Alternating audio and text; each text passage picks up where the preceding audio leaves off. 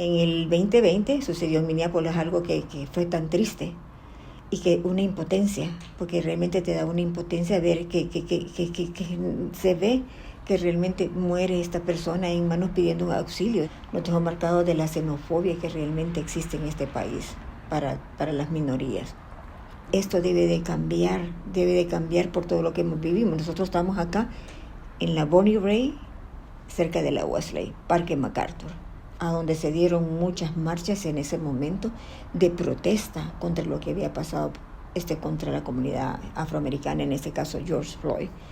O sea, que había indignado a todo un país. Entonces yo pienso que desde esa perspectiva hubieran cambiado muchas cosas. Ya a estas alturas deberíamos de tener nuevas resoluciones en cuanto a las autoridades a nivel nacional en los Estados Unidos.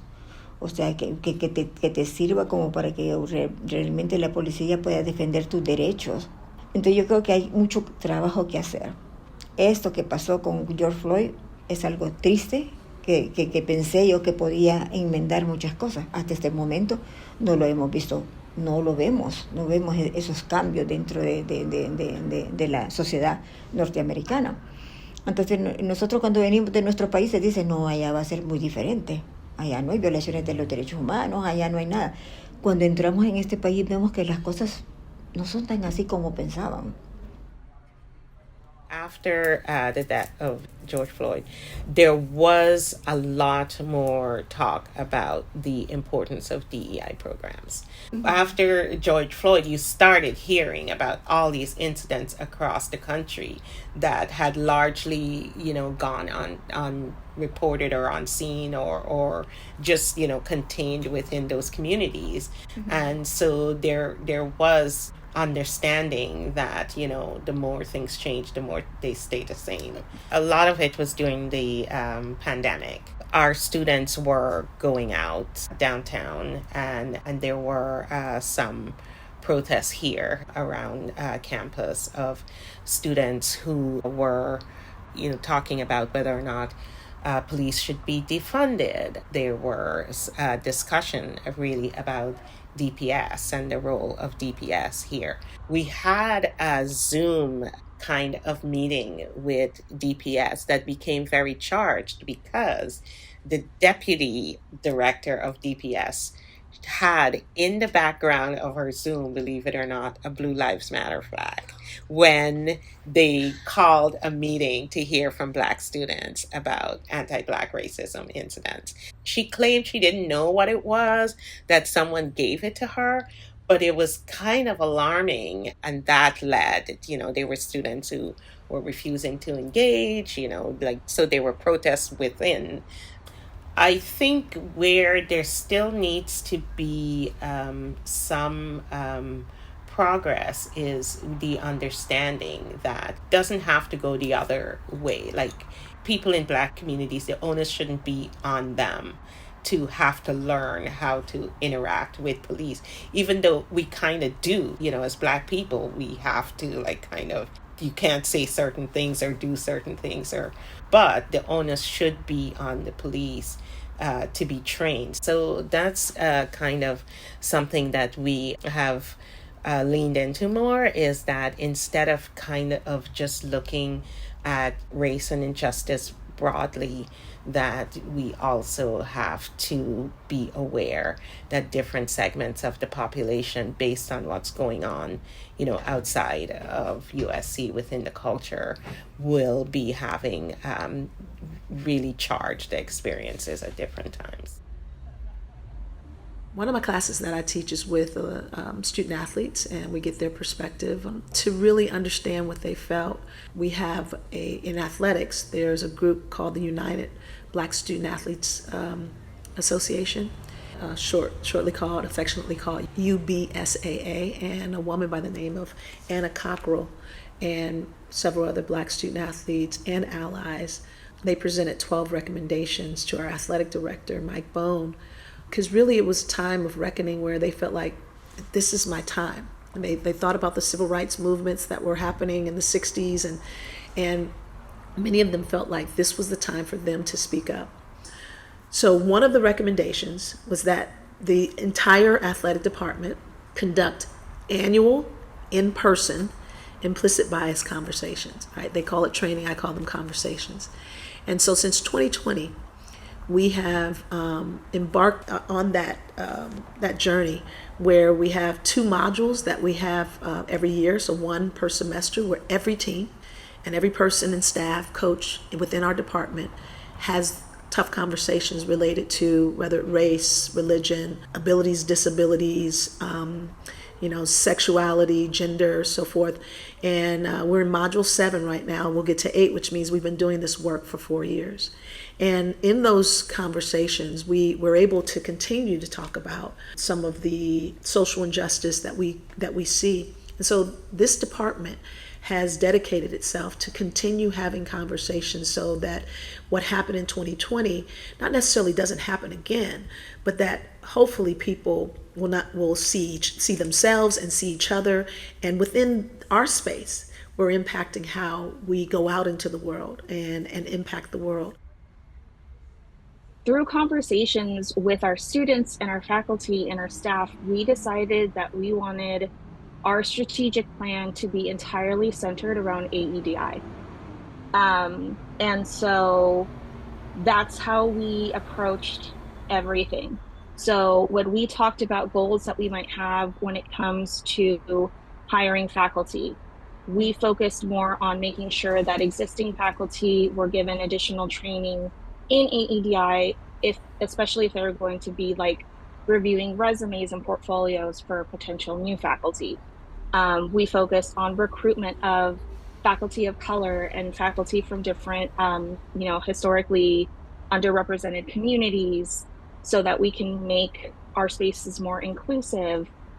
We talked about how we were going to spend money on making physical spaces inclusive, installing more like non-binary restrooms, just like a whole bunch of things like that. And so we just kept thinking about what are the things that our school has complete authority over that we can do to make some kind of difference in how our students and faculty and staff are treated, to make sure that everyone feels as included as possible and as supported as possible, regardless of where they're coming from, what they do in their own personal lives, etc. And so that was our big focus. I always think of like this quote from Ted Lasso that says something along the lines of like, there's one thing worse than being sad and angry, and it's being sad and angry alone. And so we just wanted to make sure that in that moment where everyone was feeling so helpless and hurt and angry, that there was some kind of action we could all take together that would help towards healing. We were being inclusive of just all different cultures and making sure, like you said, creating a safe space and making sure that cultures, depending on the kids that are in our class, that they're feeling seen in the books that they're reading, the availability of books that they can choose from in our classroom libraries. And then I also noticed during professional development meetings, whether it was with just our school on campus or with district meetings, they were pushing, just making sure that our teaching is culturally responsive, and making sure that, there was a bigger push for diversity and equity,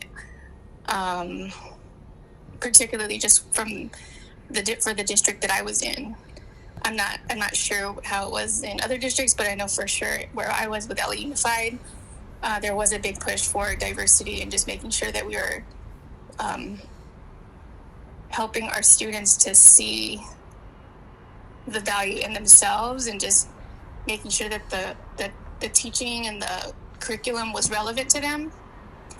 And I also remember them purchasing new curriculum that was more inclusive of cultures that maybe they have never been exposed to before. So I definitely did see a big change after 2020. And the school where I am there's a large percentage of Black students. And the read aloud, like I'll read, for 10 minutes after lunch so that they could cool down and just settle in and get back to learning mode. And the book I chose was about a fifth grade, young African American boy. And I think after a few chapters, one of my students was like, "I really enjoy this book. He's like, it makes my heart feel warm inside because I can relate to his Black experience." And I was like, oh my gosh, just being able to provide that for students like him, to where I'm assuming maybe he didn't realize that there could be books written about him, or where he could see himself in characters' experiences. I think that's really powerful, because some teachers might not be as mindful about the things that they read aloud, and I think that was powerful for him to see and connect with, and then to probably be more mindful about, if he goes to the bookstore, he wants to find, or he'd be interested in finding books that he can relate to and connect with, and just grow his love for reading. I am a child of the roiling, sometimes violent, often passionate, and often ultimately hopeful debates of the 1960s. And I remember the tragedies, the violent assassinations of Bobby Kennedy and Dr. King.